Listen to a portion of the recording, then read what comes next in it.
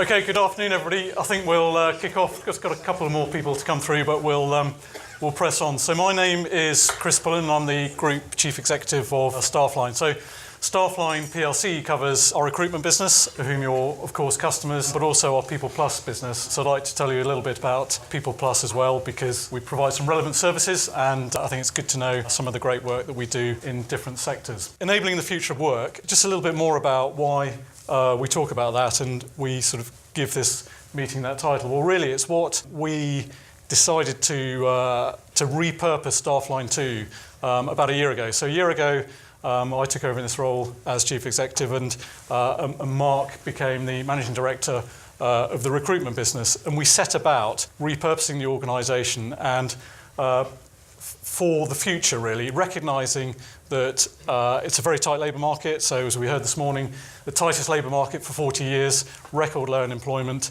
and some Brexit uncertainty which won't get resolved any day soon. So we needed to address that for the sake of our own business, but also for the sake of our customers, and more importantly, really going forward, for the sake of the workers that supply all of our requirements. So what we do as a group is about looking forward into the future and enabling how the future of work will be. So through Staffline, so Staffline recruitment, helping society as increasingly as we know, generations coming up in the slashes we heard about this morning, people want to work more flexibly when and where they want. And that's what we're all about, is providing that flexibility. And then you as customers, we want to help you to be more successful in what you do by providing the flexibility you need, workforces when and where you want. And all of this, of course, completely underpinned by strong compliance and ethical standards. And we really see ourselves as having a responsibility to lead on that in our industry as we go forward.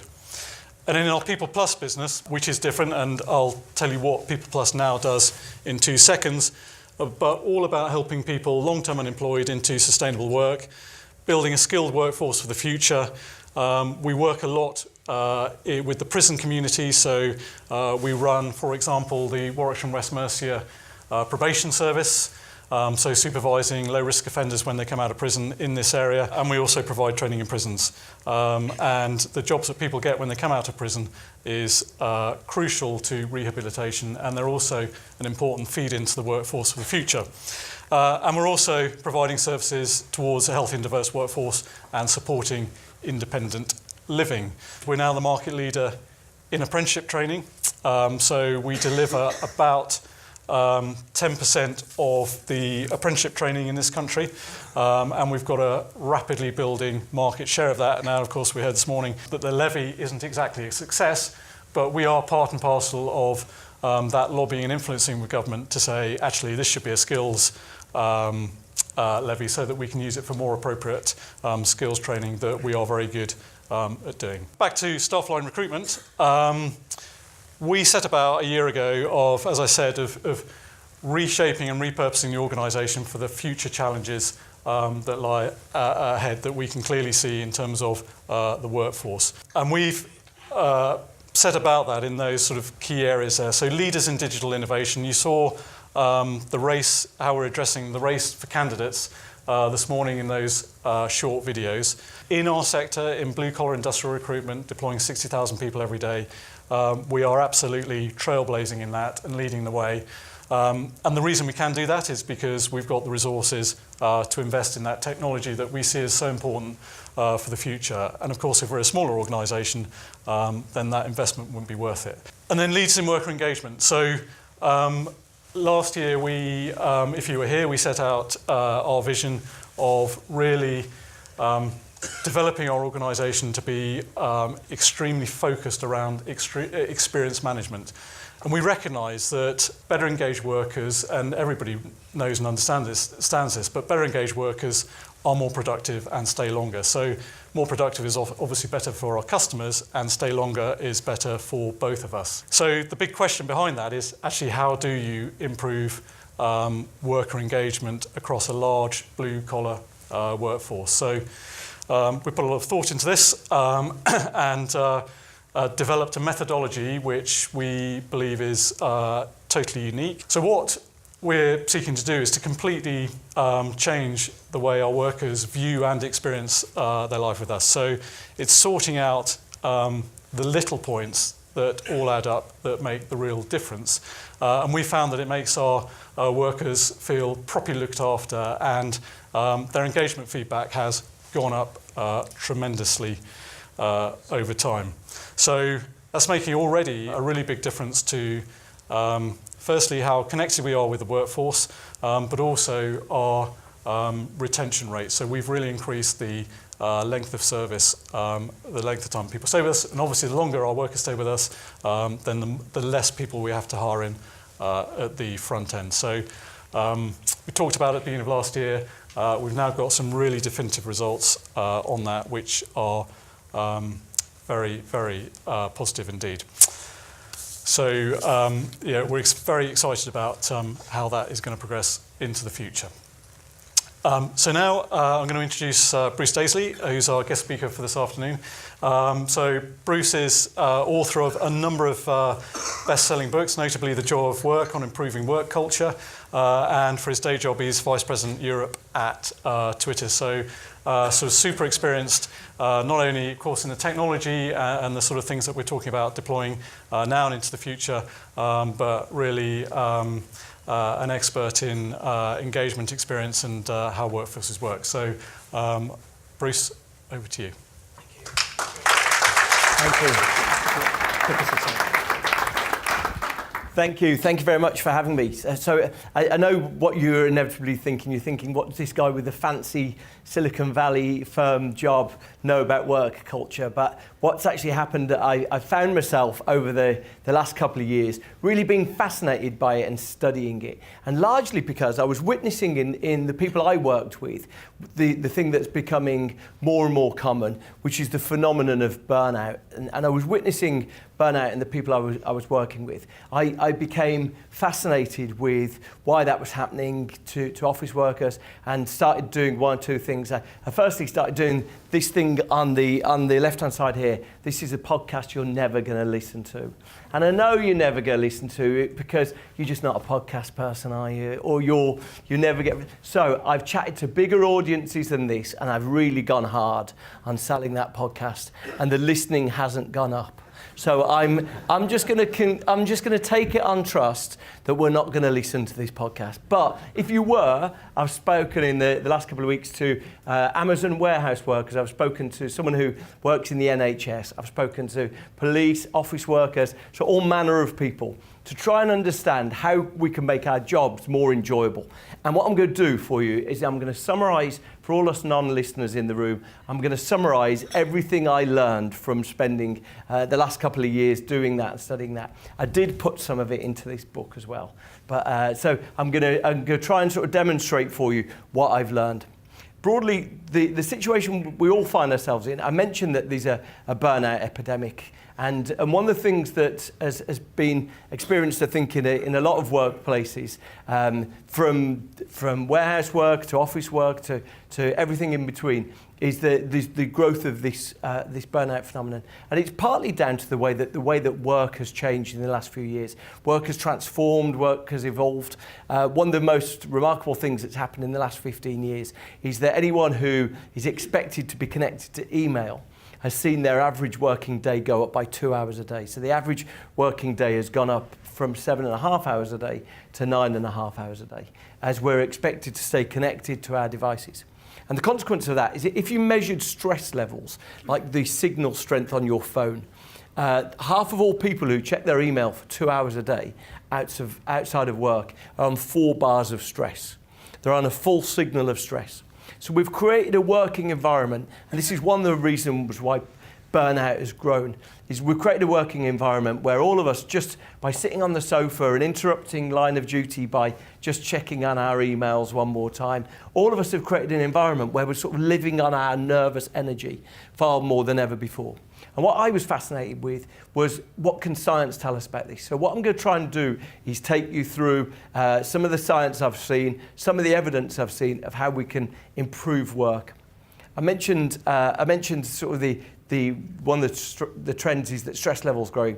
The other trend that's coming that none of us fully ever really believe is the growth of automation. And the notion that maybe robots are coming to steal our jobs or whatever. It's really interesting, is it, the phenomenon of thinking of the future. Like if I sat here and I said we were going to take a moment to think about what our phones will do in 10 years, we all struggle to imagine it. What, a bigger screen, faster? I don't know what they're able to do. And we struggle to predict what's going to happen in the future.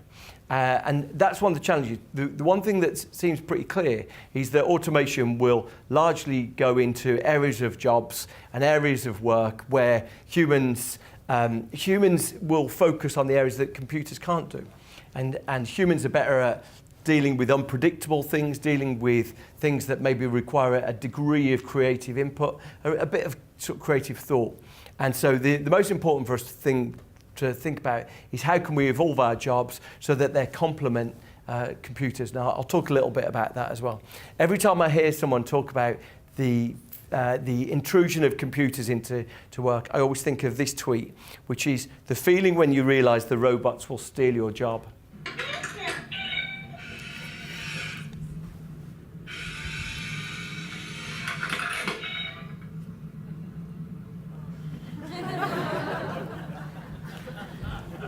Right, there you go.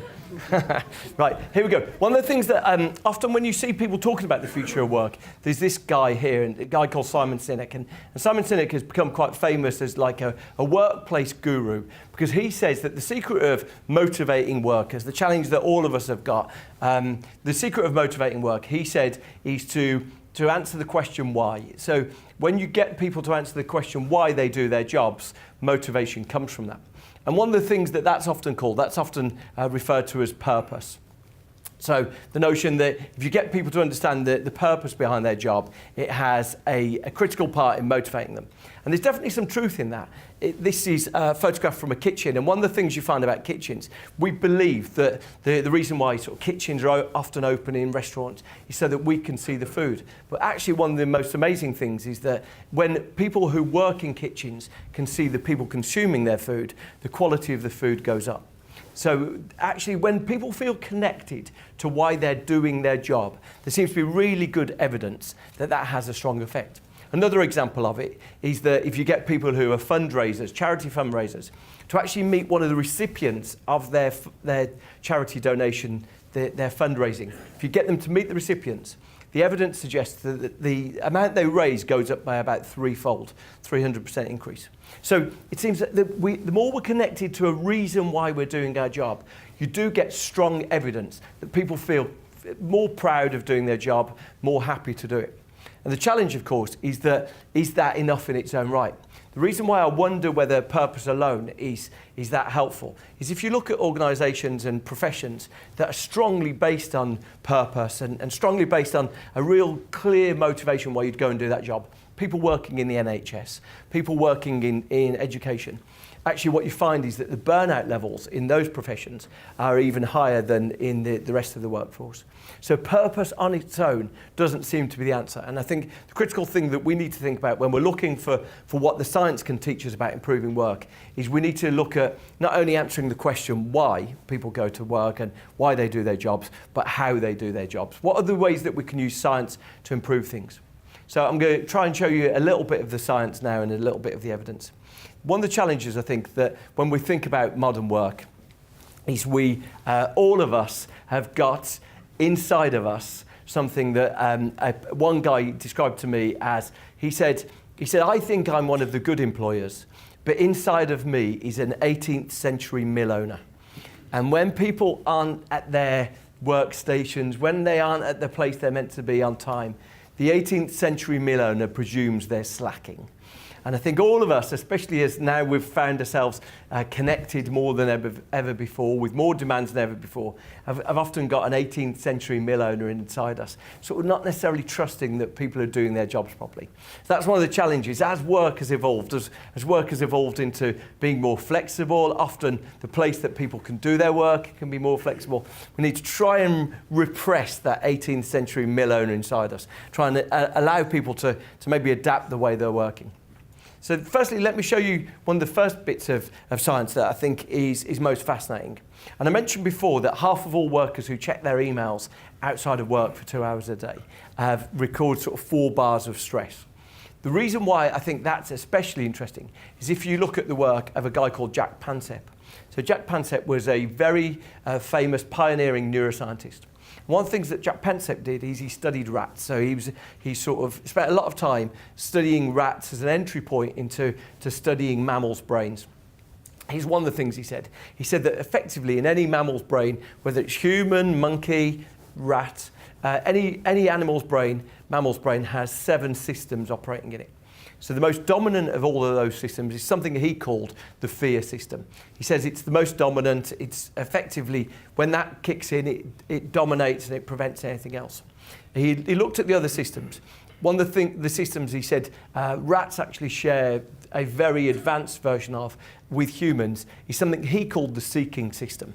And the seeking system is our desire to explore new things, try new things. We might call it in humans, we might call it creativity.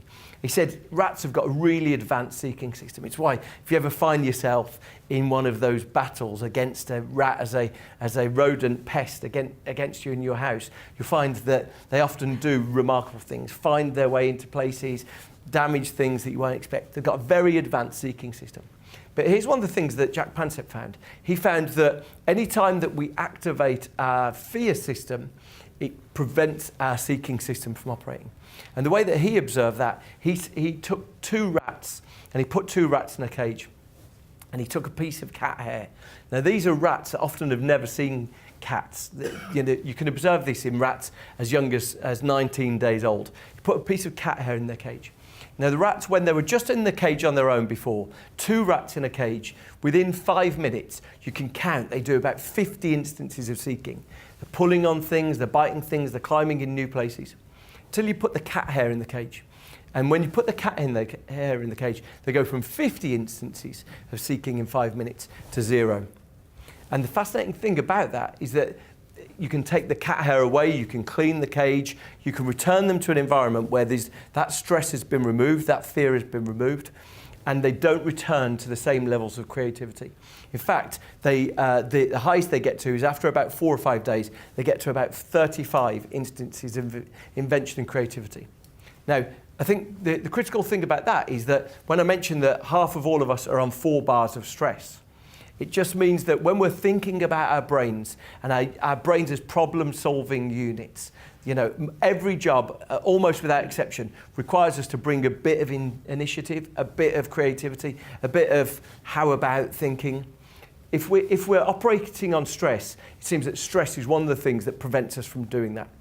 So I think the fascinating thing is that we need to find ways to try and make jobs rewarding, to think about the aspects of good work and try and reduce some of the stresses.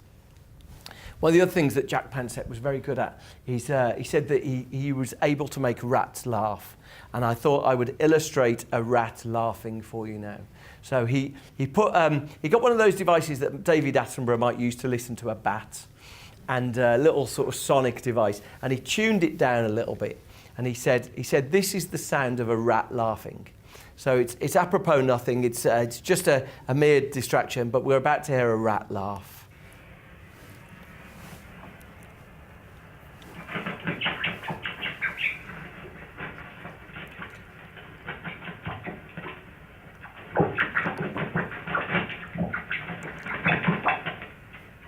I know what you're thinking, that's not laughing.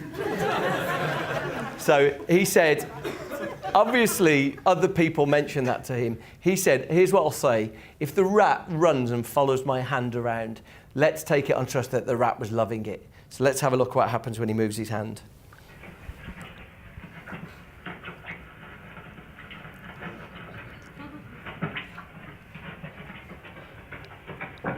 There you go. Laughing rats. That's just an extra bonus. I'm not going to charge. So one of the first bits of science, stress kills our capacity to do the most inventive version of our jobs. I'm really inspired by the work of this woman, a woman called Zeynep Tan. Zeynep Tan did this book here that I'm going to very briefly summarise for you on the subject of good work and the stuff that Chris talked about. Again, Zeynep Tan did a lot of time looking. Her work is specifically focused on retail stores.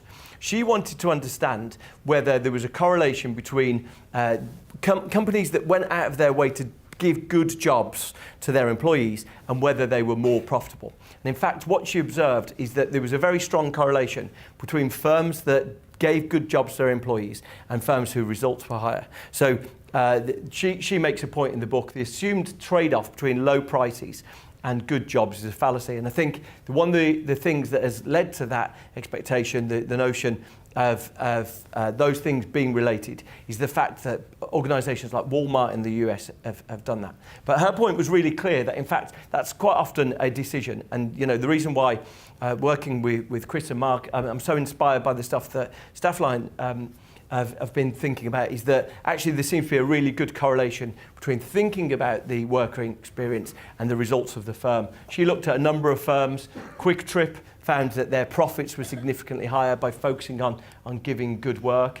One of the things that you quite often see is that when organisations focus on the employee experience, that quite often, initially, it seems like commentators have bad things to say about that. Costco did something in the US, another sort of medium-sized stores, but a very big firm. Costco did something where they improved their employee benefits. In the US, giving healthcare is a really significant element of the benefits that you can give. And there was a commentator that made this comment: at Costco, it's better to be an employee or a customer than a shareholder.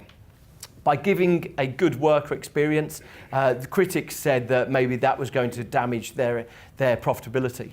In fact, what happened subsequent to that is that looking at Walmart and looking at Costco, in fact, the Costco is the top one there, the results actually went up. So thinking about good work and thinking about giving a good employee experience isn't necessarily a luxury. It seems like it's a really good way to future-proof your business. Another store, and this was a remarkable retail store in Spain, is Mercadona. And Mercadona is remarkable largely because in a retail environment, to get 3% employee turnover is just extraordinary, right? And in fact, one of the things that they find is that they have employee retention, which is 15, 20 years at a time. It's the amazing thing about Mercadona is the focus on exactly the stuff that Chris talked about has helped them deliver twice 50% higher profit per square foot than probably their closest competitor, Carrefour, and they've focused on it by delivering a good employee experience. So that was the focus of Zeynep Tan. Very clear connection to using good experience in the retail sector. The interesting thing is that the final thing I'll show you on Zeynep Tan's work is that the interesting thing is that these things run all through the organisations. This one here, a quote, people at Quick Trip said the number one reason people stayed with Quick Trip is not the money, it's because the managers do the same job they do. Really focus on connecting with the employees and making sure that they had a good employee experience. So Zeynep Tan, if you are interested in the focus of these things and bringing some of the stuff that Chris talked about into the retail sector, her work is fascinating. So I just sort of wanted to call that out. I think now I wanted to go on and give you an illustration of some of the science and how the science can help us motivate our workers, how the science can help improve retention across different workforces, and what we can do to improve the experience of employees. So I thought I'd give 5 pieces of evidence and 5 pieces of science to help employees fall in love with their jobs again. The thing I found, I was fascinated with the evidence of this. How could I understand what it was that made work better for people? And what I found is that before you even start looking at the science of work, there's 2 ways to make people happier in their jobs and happier in their lives, full stop. So I'm going to give you those 2 for free. So actually I'm going to give you 7 ways for you and the people you work with to fall in love with your job again. So here's the 2 free ones first. The number one way, helpful for all of us to know this, the number one way for anyone to be happier in their life, based on all the evidence, is to sleep more. And really interesting science on sleep. Anyone not enjoy sleep? It's the really interesting science on sleep that we've found ourselves, definitely over the last few years, there are certain people who do like to claim they don't need as much sleep as others. Most of the evidence suggests that human beings need sort of 7 to 7.5, 8 hours sleep a night. Some of us like a bit more, some of us like a bit less. But the interesting thing is that there are a group of people in the 1980s, people like Margaret Thatcher said she needed 4 hours sleep a night. Ronald Reagan said he needed 4 hours sleep a night. Donald Trump claims that he needs 4 hours sleep a night. And scientists were really fascinated to see whether there was two forms of human brains. So in the biggest survey ever conducted, they invited a big sample of the people who claimed to not need more than 6 hours sleep a night. They invited them in to have their brain scanned in these fMRI brain scanners. You might have seen these things, they're sort of vast things that you have to slide people in on. And 75% of the people who claimed to not need at least 6 hours sleep a night, they loaded them in. 75% of the people fell asleep in the machine. And the conclusion was that, okay, maybe everyone needs a bit more sleep. So the number one way to be happier is to get more sleep. Number two way to be happier is to get happier friends. And there's a challenge to this one, I recognise. The way I always see this one is, did your mum, is it just my mum? Did your mum split people into drains and radiators? So drains are those people that any room they go into, it feels like someone's turned the thermostat down a couple of degrees. The energy in the room sags. Radiators are those people, you don't even know why, but when you meet them, you just naturally start smiling. They seem to emanate a positive energy. And the evidence suggests spending more time with radiators makes us happier. The problem, of course, comes when you're married to a drain. and clearly that's a challenge. But it seems like there's very strong evidence that the more we spend time with happy people, the more we are happy ourselves. So there's the 2 for free. I'm going to now give you some tips to how to motivate yourself, your people you work with, how to be happier at work. So the first one is really understanding how our brains work and understanding how we think.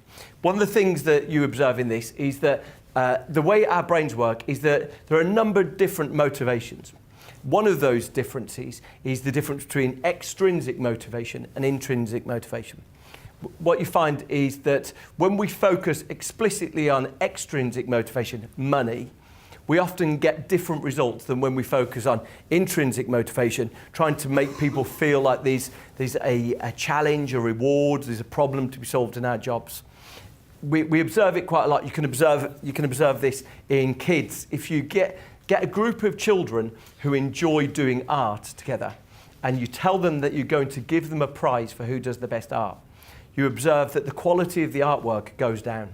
In fact, when they get kids together and they get people who enjoy doing art, they put them in a group, they tell them there's going to be a prize, they say to them they can spend as much time as they want doing art.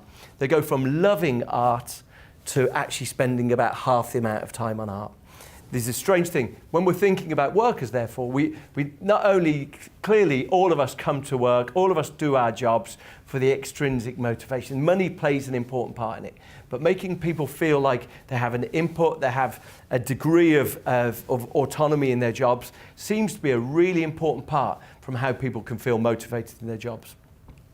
The second part is understanding how our brains actually work. And if there was a GCSE in neuroscience, the way that our brains work would be sort of categorized into 3 different systems. The most dominant system in our brains is something called the executive attention network. And that's at any point, if you're sitting at your computer typing, or if you're on your phone, or if you're watching TV, the executive attention network, where the majority of your attention goes, is the main system in your brain. But simultaneous with that, there's a system that runs in parallel to it. It's called the salience network. The salience network just basically makes sure you're safe, that the environment you're in is safe. So while you're watching TV, the salience network is just sort of making sure that the living room you're in, nothing unpredictable is going to happen. Or if you're sitting on a train, it'd be just checking that the environment around you is safe. The third system in your brain is the one that we sort of tend to ignore. And it's the one called the default mode or the default network. And you often only access this in moments of daydreaming, or the way that in those brain scanners I mentioned before, you give someone something to do and you watch what happens when they stop doing it. But the interesting thing is that anytime we need to come up with a new idea, we need to apply a bit of thinking, you often find that those ideas happen when we're in our default mode. Someone said to me the other day, he said, every idea I have at work comes when I'm walking my dog. Does anyone recognise that? Or someone said to me, I get really good ideas when I'm staring out the window in the car.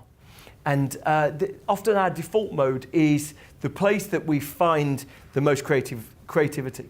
The challenge, of course, is we've sort of eliminated boredom, right? I work at Twitter, and but all social media. We're never when you're in the queue in Tesco's, you pull out your phone.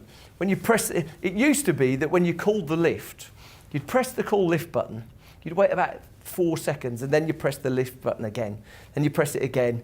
Now we've sort of changed that behaviour. Now we press the call lift button once, and we pull out our phones, right? We've eliminated boredom. And the reason why it matters is because actually eliminating boredom and eliminating those moments where our brains kick in with the default mode seems to give us less space to actually come up with solutions to things. My favourite example of this is the guy who wrote the West Wing TV show. He wrote the Social Network film, a guy called Aaron Sorkin. He realised he wasn't having his most creative ideas when he was sitting at his computer, sort of waiting for ideas to come. He realised he had his best ideas when he was in the shower. He had a shower installed in the corner of his office. He says he has 8 to 10 showers a day. So thinking about where our brains actually hit inspiration and creativity, it means that if people are scheduled all the time, if we find ourselves without any moments in the day to think, to pause, to relax, to reflect, it seems to be we'll have fewer good ideas. Someone said to me, I only have good ideas when I go on holiday. And that's a sign that actually when we're in working times, we're not giving our brains actual time to focus on focusing and processing things. So understanding how we think, I think, is a really critical thing. Then, secondly, understanding how we team, how teams are built. One of the interesting things when you think about the future of work is a lot of people think that maybe the way that we work together is going to change. And I thought I'd give you this one really fascinating bit of science about the power of human synchronization, how we interact with other human beings. So this is a really interesting one. This is a bit of work by a guy called Robin Dunbar, and he's like a psychologist from Oxford University. He did this fascinating experiment. He got a group of Oxford University rowers. These are big, you've seen them on TV. These are big rowers, big athletes. And he split them into 2 groups. One group, he asked them to just get on rowing machines and start rowing. The other group, he put on rowing machines in a different room, but he said, you're in a virtual boat. You need to be rowing in stroke with each other, in time with each other. And he wanted to see what impact it had when people felt synchronized with the people around them. Did it have an impact on the way they behaved, the way they worked? And actually what he found was this. He measured the pleasure hormones, he measured the endorphins in their bodies. The endorphin levels of the people who'd rowed in time with each other, people who felt connected to those around them, the endorphin levels were twice the level of the people who just rowed on the boat on their own. But you don't just observe this when people have done physical activity next to each other. You see this in people who sing in choirs. There's an amazing thing about any time where people feel connected to the group of people they work with. And choirs is another example of it. You can put strangers, you can take strangers from the street and you can put them in a choir. You can get them to sing for 30 minutes with total people they're not familiar with. Then you ask them, do they trust those people? Remarkably, people say, I really love these people, I really trust them. There's something strange about when human beings feel connected to those around them, it transforms our thinking. Now, look, I suspect you're not going to work in an environment where you kick off the day with a bit of rowing, a bit of a sing-song, but it does make you think, what are the ways that you can try and forge closer teams? In fact, it seems like one of the most powerful ways you can do it is face-to-face conversation. Groups that laugh together seem to observe this same level of human synchronization. And the power of that conversation seems to be something that we have to make sure that we don't eliminate. Another example of it, so this is scientists who took 40,000 unmarried couples, and they wanted to see the couples who lived in different cities to each other, which were the ones at the end of a year who were still together. So they wanted to know, why do some couples who live in different cities, why does their relationship survive? Why do other couples not survive? And what they found was the couples who stayed together were the ones who phoned each other every day to talk about boring things. So like, rather than just send a little WhatsApp or put the recycling out, rather than send a little text, just had an early night, went to bed, they phoned each other to talk about boring things. We almost, if we're not careful, we forget that this magical quality of people chatting to each other seems to create something special. So I think reminding ourselves of that when we're thinking about team dynamics, when we're thinking about bonding teams, there was a time when the pub might have done some of this. People would have gone to the pub, they would have chatted to each other. I think to a large extent, a lot of people have found that the pub maybe isn't good for the right balance of people, doesn't fit with people who've got long commutes.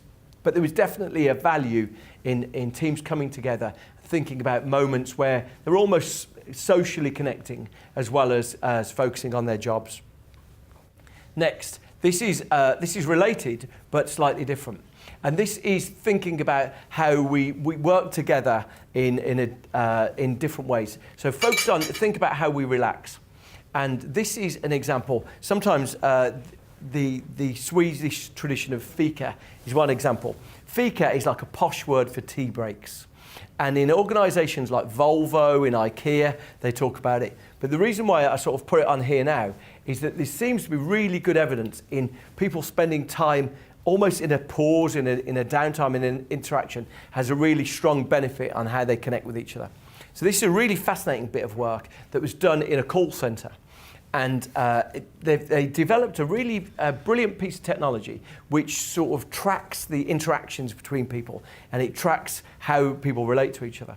And one of the things in this call centre, really stressful environment, you can imagine people all day are fielding angry versions of us, right? We know that we show our worst versions of ourselves to call centre workers. And so they wanted to observe what they could do to try and reduce the stress levels, but whether they could achieve something by changing the break patterns. So what had happened previously at this call centre, bank call centre, is that everyone had gone on staggered breaks. 15 minutes, 15 minutes, 15 minutes. Standard, you've seen it before. They wanted to see what would happen if they sent people on simultaneous breaks. So rather than sending people to be alone in the break room, scrolling through their phone, what would happen when you sent a group of people who sat near each other? What would happen when you sent them on simultaneous breaks? Here's what they found. Because the badges they used, the tracking devices they used, they could measure all these things. So this was a 15-minute intervention. First thing they found is that by sending people on a simultaneous break, stress levels went down. Stress levels went down by 19%. And the reason why is that anyone who's familiar with a stressful environment will know that the people who are in that environment were presented on a daily basis with a choice. When they're in a stressful environment, if they go and sit in the break room on their own, they're not dissipating any of that stress. They're not getting it out of their system. And so they could either go home and tell their family or their friends it on the night, but you can't go home every night saying that the stressful things that had happened to you. However, when they went on a break with colleagues at the same time, they sat down, and rather than being on their own, people would say, "You won't believe this phone call I just had."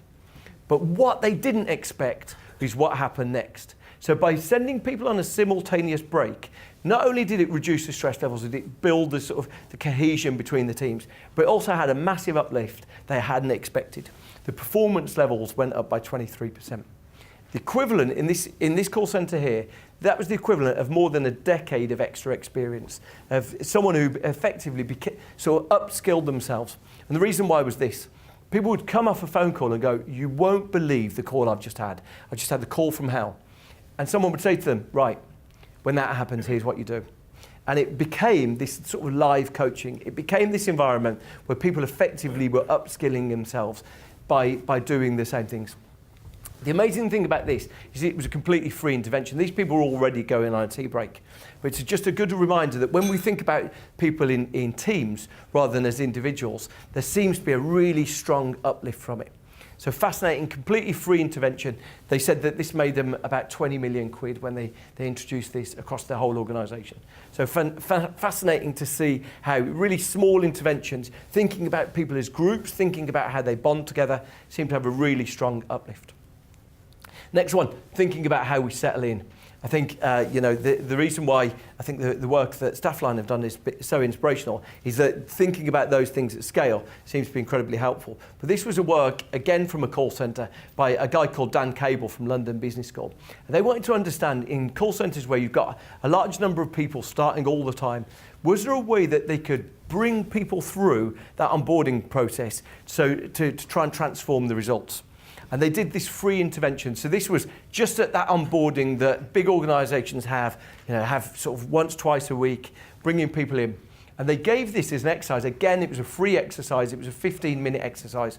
What you often find with these business school studies is that you normally do a first experiment, you work out why it didn't work, and then you try the next one. This was the first time they tried this.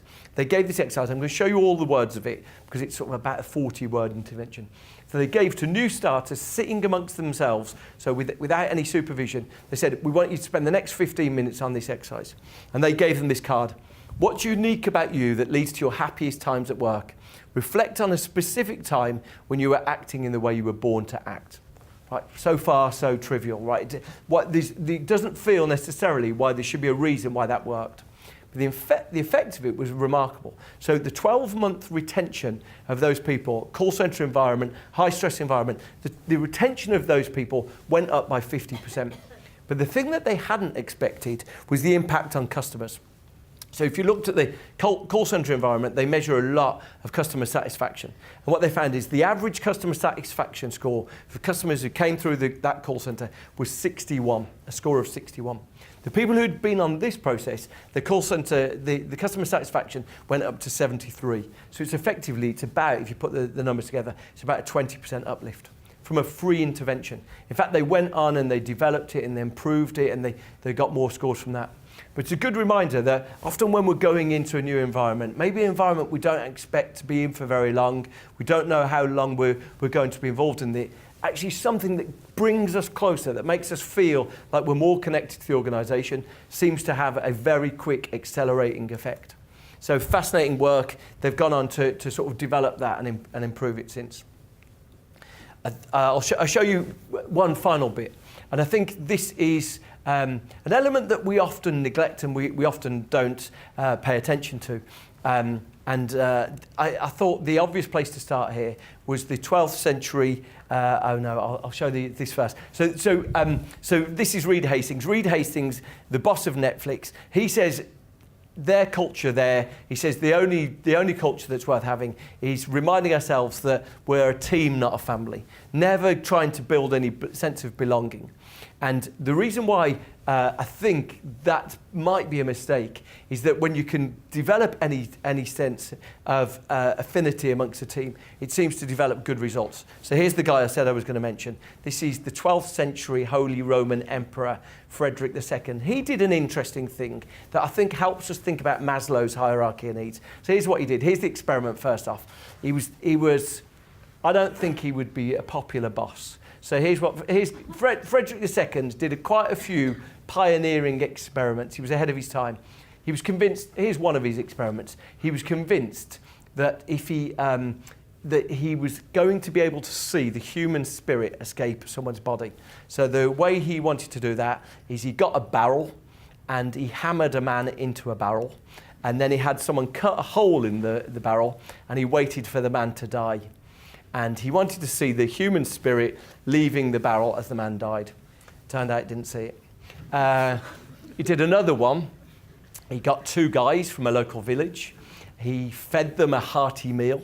He sent one of them out, the moment he'd finished his dessert, he sent one of them out on a hunting expedition, asked him to hunt all night.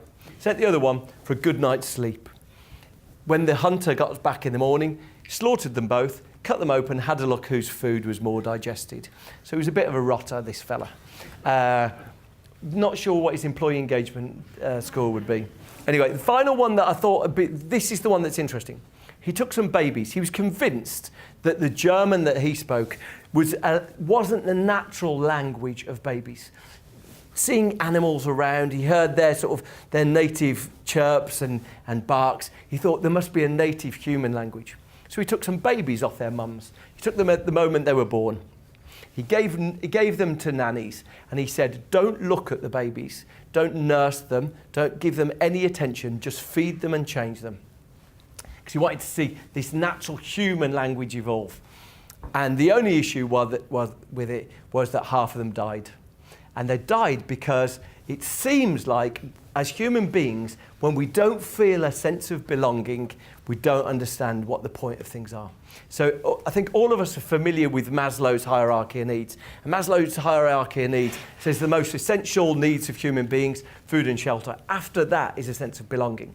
And it seems that when people look into belonging, it seems actually most of the evidence suggests belongingness is as important as food and shelter, as you can see in those babies there. In fact, there was probably one of the best papers on this, academic paper by a guy called Roy Baumeister and a guy called Mark Leary, and they looked at this at great length. And what they found was actually most of what human beings do is done in the service of belongingness.